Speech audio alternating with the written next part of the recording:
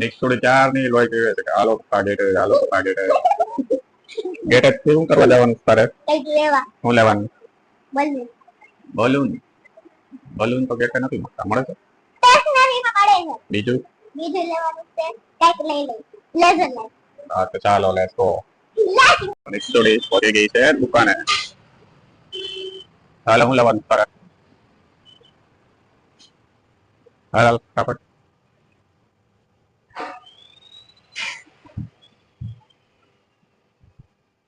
આમથી આમ મને ખબર જ હતી તારી તું અહીંયા જ આવી છે.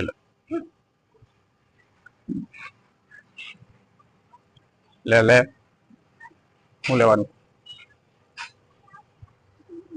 આઈસ્ક્રીમ.